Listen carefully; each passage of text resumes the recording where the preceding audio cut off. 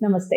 ఎన్నో ఆధ్యాత్మిక కార్యక్రమాలు నిరంతరం ఛానల్లో ప్రసారం అవుతూనే ఉంటాయి. మనందరికీ సుపరిచితురాలు ప్రముఖ astrologist, life coach doctor R B Sudha గారు రాశి ఫలితాలతో మళ్ళీ మీ ముందుకు రావడం జరిగింది. ఇక ఈ సంవత్సరాంతం సంవత్సరంలో ఎన్నో ఒడిదుడుకులు ఎదుర్కొని ఉంటాం, ఎన్నో ఆశలతో సంవత్సరాన్ని మొదలు పెట్టుంటాం. ఇక చివరి అంకానికి వచ్చేసాం. డిసెంబర్ మాస ఫలితాలు తెలుసుకోబోతున్నాం. డాక్టర్ ఆర్బి సుధ గారితో మాట్లాడబోతున్నాం.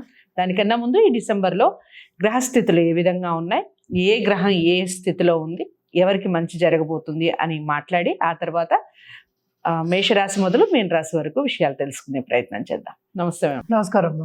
గ్రహస్థితులు చెప్పండి. డిసెంబర్ మాసానికి ఆల్మోస్ట్ ఇయర్ అయిపోయింది, అలా అయిపోయినట్టు అనిపిస్తుంది నాకైతే. ఇప్పుడు మనకి డిసెంబర్ వచ్చేసింది కదా, ఇయర్ ఎండ్ కూడా అయిపోయింది. అంటే తొందరగా అయిపోయింది చాలా. అదే ఇంకా నెక్స్ట్ వచ్చేది కూడా బాగుండాలని కోరుకుంటూ ఫస్ట్ మనం గోచార ప్లానెట్స్ ఎక్కడెక్కడ ఏ ఉన్నాయో ఫస్ట్ చూద్దాము. ఎందుకంటే డిసెంబర్ రాశి ఫలితాలు మనం మాట్లాడుకోబోతున్నాం కదా ఇప్పుడు. సో ఫస్ట్ జూపిటర్, గురు మోస్ట్ ఇంపార్టెంట్ బెనిఫిక్. ఆయనేమో రిట్రోగ్రేడ్లోనే ఉన్నారు, ఇంకా వృషభంలోనే ఉన్నారు. శని ఏమో డైరెక్ట్ అయ్యారు, ఆయనేమో కుంభంలో ఉన్నారు. అలాగే రాహు ఏమో మనకి మీనం, కేతు ఏమో మనకి కన్యలో ఉన్నారు. సన్ మేజర్ ప్లానెట్ అంటే ఏంటంటే అందరికీ మేజరే కదా, ఇప్పుడు సన్ లేకపోతే ఏం చేయలేము. సో సన్, సూర్యుడు మనకి మూవ్ అవుతున్నారు. ఇప్పుడు 15th డిసెంబర్ ధనుసుకి మూవ్ అవుతున్నారు అనమాట.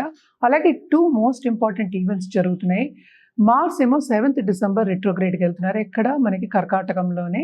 అలాగే 2nd డిసెంబర్ ఏమో మనకి శుక్రుడేమో మనకి మకరంలోకి వెళ్తున్నారు అనమాట. ఇదే నెల మళ్ళీ ఆయన కుంభంలో కూడా towards end of this month అంటే డిసెంబర్ 24లో మారడం అనేది జరుగుతోంది.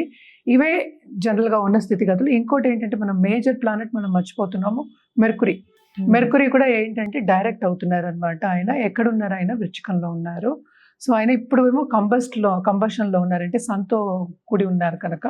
సో అది కూడా ఏంటంటే చాలా మటుకు మనం చూసామంటే ఖర్చులు చాలా ఎక్కువ అవ్వడం కానీ, సడన్ ఖర్చులు రావడం కానీ, ఎందుకో దూబరా ఖర్చులు రావడం కానీ, అలాగే బిజినెసెస్లో లాస్ రావడం కానీ, లేకపోతే చేసే పనిలోనే కొంత విరామం అంటాం, కొంత లీవ్ తీసుకుని రావడం కానీ, లేకపోతే చురుగ్గా పని చేయలేకపోవడం కానీ అనుకుందాం.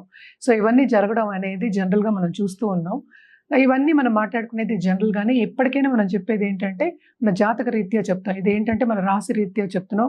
అది ఒకే ఒక గ్రహం తీసుకున్నా అంటే ఏంటంటే రాశి అంటే చంద్రుడు ఎక్కడ ఉంటే, ఏ ఇంట్లో ఉంటే దాన్ని రాశి అని మనం తీసుకుని, ఏ స్టార్లో ఉంటే తీసుకుంటాము. సో రాశి పట్టే మాట్లాడుకుంటున్నాం, రాశి ఫలితాలే మాట్లాడుకుంటున్నాం కనుక తప్పక జాతకం పరిశీలించుకుంటే ఇంకా మంచిది ఎవరికైనా. అంటే స్పెసిఫిక్గా మనం రెమిడియల్ మెషర్స్ ఇవ్వడం కానీ తీసుకోవడం, అని ఏం వేసుకోవాలి, లేకపోతే జాతిరత్నాలు వేసుకోవాలా, లేకపోతే వేరే ఏదైనా పరిహారం చేయాలా, లేకపోతే ఎన్ని రోజులు చేయాలి, ఇవన్నీ చెప్పడం అనేది జరుగుతుంది. ఇక చివరి రాశి మీన రాశి. ఈ డిసెంబర్ మాసం మీన రాశి వారికి ఏ విధంగా ఉంది చెప్పండి. మీన రాశి వారికి కూడా మిశ్రమ ఫలితాలే చెప్పుకోవాలి. ఎందుకంటే ఏలినాటి శని అనేది వీళ్ళకి ప్రభావం కొంచెం ఎక్కువే ఉంది. అందులో రాహు కూడా ఉన్నాడు. సో 2 మ్యాలిఫిక్ అంటే మైనసెస్ కనిపిస్తున్నాయి. అట్ ద సేమ్ టైం మనం చూసామంటే ఈ రాశికి అధిపతి ఏమో మనకి గురువు అయ్యారు. గురువు ఏమో రిట్రోగ్రేడ్ మోషన్లో ఉన్నారంటే వక్రిచ్చున్నారు. ఆయన 2nd హౌస్ చూస్తున్నట్టు అనిపిస్తుంది కనుక కొంతవరకు బ్లెస్సింగ్స్ అనేవి ఉన్నాయి. ఎవరికి బ్లెస్సింగ్స్ అంటే ఏంటి, వాళ్ళకి ఫైనాన్షియల్ సిచ్యువేషన్ బాగుంటుందని చెప్పుకోవాలి. అంటే ఫైనాన్షియల్ సిచ్యువేషన్ బాగుండాలంటే ఆపర్చునిటీస్ రావాలి. దేంట్లో రావాలి, కెరియర్లో రావాలి. కెరియర్లో తప్పక ఆపర్చునిటీస్ బాగుంటాయి. అలాగే ఫారిన్ నుంచి వచ్చే ఆపర్చునిటీస్ ఎక్కువ ఉంటాయి వీళ్ళకి.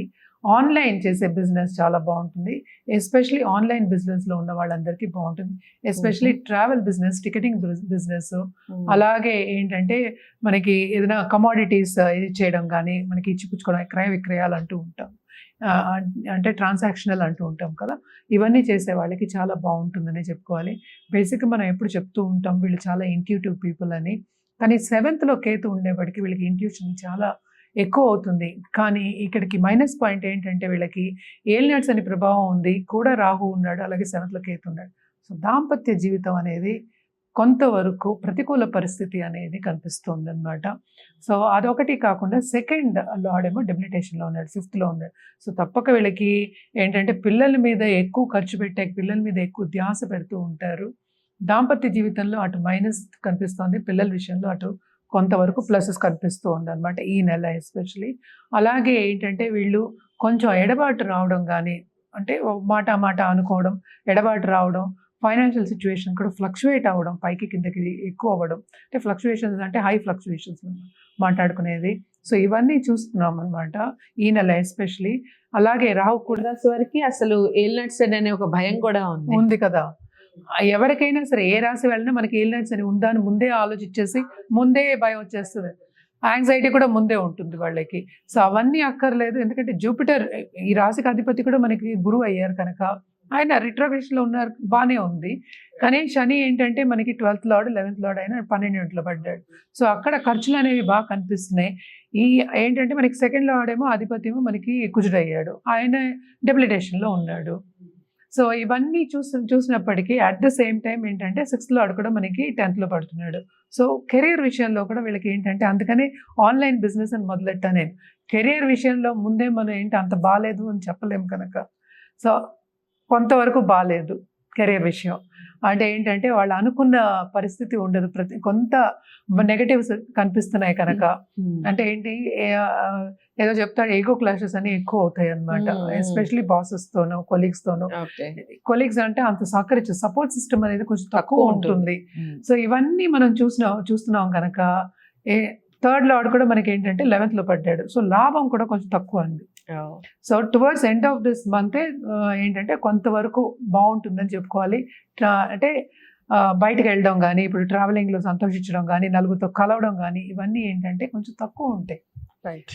సో ఎప్పుడు చూసినా మనం ఒక్కళ్ళమే కాదు కదా, నలుగురిని కలిసినప్పుడే ఒక కార్యం అనేది మనకి జరుగుతుంది, బాగుంటుంది కూడా, బాగుంటుంది, కొంచెం డైవర్షన్ ఉంటుంది. ఇవన్నీ లేవు, అంత ఎక్కువ ఉండవు. లేవు అని చెప్పట్లేదు, అంత ఎక్కువ ఉండవు.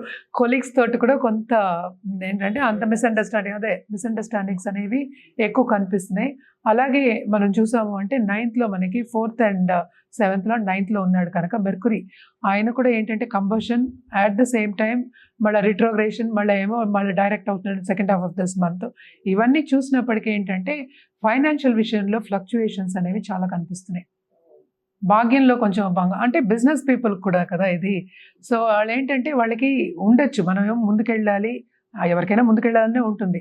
ఈ బిజినెస్లో ముందుకెళ్ళాలి, వేరే పెట్టాలి, బిజినెస్ పార్ట్నర్షిప్ బిజినెస్ పెట్టాలి అన్న వాళ్ళకంతా ఈ నెల కొంతవరకు బాగాలేదు, నెక్స్ట్ నెల బాగుంటుంది వీళ్ళకి అని చెప్పుకుంటూ ఏంటంటే పరిహారాలు మాత్రం తప్పక వీళ్ళు గట్టిగా చేయాలి వీళ్ళు. ఎందుకంటే ఎక్కడ చూసినా మనకి మైనసెస్ కంటే కేతు 7th ఉంటేనే ఎక్కువ శాతం. అంటే మైనస్ అంటే కేతు ఎక్కువ ఏంటంటే శ్రమ పెడుతుంది. స్పిరిచువల్ దారికి ఎప్పుడు వెళ్తాం మనం, ఫిలాసఫికల్ దారికి ఎప్పుడు వెళ్తాం, మనకి పనులు అవ్వకపోతే ఏదైనా డిప్రెషన్లో ఉన్నప్పుడు, అలాంటప్పుడు చాలా మంది ఏంటంటే డైవర్ట్ అయిపోతారు, దేవుడు గుర్తుకొస్తాడు అంటారు. నిత్యం చేసేవాళ్ళు ఎప్పుడు చేస్తూనే ఉంటారు. సో ఇప్పుడు ఏంటంటే ఏదో ఒకటి కావాలి, ఒక ప్రాప్ కావాలి కదా మనకి. సో ఇవన్నీ ఉండాలంటే తప్పక వీళ్ళు రెమెడియల్ మెషర్ బల్లగుద్ది చెప్పాలంటే తప్పక చేయాలి వీళ్ళు అనేది. ఏం చేయాలి అంటే గురు కాళ్ళు పట్టుకోవాలి. అంటే ఏ గురువైనా సరే, మీరు ఏ దేవుడైనా మనం గురువు కింద భావించి చేసుకోవచ్చు. సో అటు విష్ణుమూర్తి అవ్వచ్చు, శివుడు అవ్వచ్చు, శక్తి ఎవరైనా సరే, గురువు అవ్వచ్చు, సాయిబాబా కానీ, దక్షిణామూర్తి కానీ, లేకపోతే దత్తాత్రేయ స్వామి కానీ, ఎవరైనా సరే ఫస్ట్ గురు కాళ్ళు పట్టుకోవడం మోస్ట్ ఇంపార్టెంట్. నెక్స్ట్ ఏంటంటే హనుమంతుడికి కంటిన్యూస్గా నిత్యం పూజ చేయడం, చిరంజీవి ఆయన నిత్యం పూజ చేయడం మంచిదన్నమాట. తొందరగా మనకి పనులు అవుతాయి. నేను చెప్పింది శివరూపాలే చెప్తున్నాను. మన జూపిటర్ కూడా ఎక్కువ, గురువు కూడా మనం ఎక్కువ శివుడిని కొలుస్తూ ఉంటాము. ఇప్పుడు వచ్చేదంతా కూడా మనకి మాసాలు, మంచి మాసాలు. ఇప్పుడు నిత్యం కొలుచుకోవడం అనేది పొద్దున్నే లేచి, పొద్దున్నే లేచి స్నానం చేసి, నేను పొద్దున్నే లేచి కొలవడం అంటే స్నానం చేసే చెప్తున్నాను. అది కూడా మళ్ళీ కమెంట్ పెడితే బాగుండదు కదా, ఎవరికైనా స్నానం చేయకుండా భగవంతుని దగ్గరికి వెళ్ళాం కదా. సో తప్పక ఏంటంటే నిత్యం కొలవడం, ఎవ్రీడే చేసుకోవడం అనేది మంచిది. ఎప్పటికైనా సరే ఏంటంటే రెగ్యులర్గా చేసిన దానికి మనకి ఫలితం ఎక్కువ వస్తుంది కనుక ఇవన్నీ రెగ్యులర్గా చేయడం మంచిది. రైట్. సో మీన రాశి వారికి మిశ్రమ ఫలితాలని చెప్పారు. భయపడాల్సిన అవసరం ఏం లేదు, పరిహారాలు చేసుకోవచ్చు. ఏ పరిహారాలు చేసుకోవాలి, ఏ విధంగా చేసుకోవాలి, ఎందుకు చేసుకోవాలో కూడా క్లారిటీ ఇచ్చేశారు. ఏదేమైనప్పటికీ జాతకాలను పరిశీలించుకోవడం అనేది తప్పనిసరి. వ్యక్తిగత జాతకాలని పరిశీలించుకొని చక్కగా పరిహారాలు చేసుకుంటే రిజల్ట్ 100% ఉంటుంది. మీకు ఎటువంటి డౌట్స్ ఉన్నా, ఈ జాతకాలకి సంబంధించి లేదా లైఫ్కి సంబంధించిన ప్రాబ్లమ్స్ ఏవైనా ఉన్నా కూడా స్క్రీన్ మీద కనపడే నెంబర్కి కాల్ చేస్తే చక్కటి పరిష్కారం లభిస్తుంది. డాక్టర్ ఆర్బి సుధ గారి అపాయింట్మెంట్ లభిస్తుంది. వీడియోని లైక్ చేసి మీన రాశి వారందరికీ చేరువ చేయండి. ఛానల్ని సబ్స్క్రైబ్ చేసుకోండి. ఇక నెక్స్ట్ ఇయర్ అని చెప్పొచ్చు. తదుపరి రాశి ఫలితాలతో, జనవరి రాశి ఫలితాలతో మళ్ళీ కలుసుకుందాం. అంతవరకు సెలవు. నమస్తే.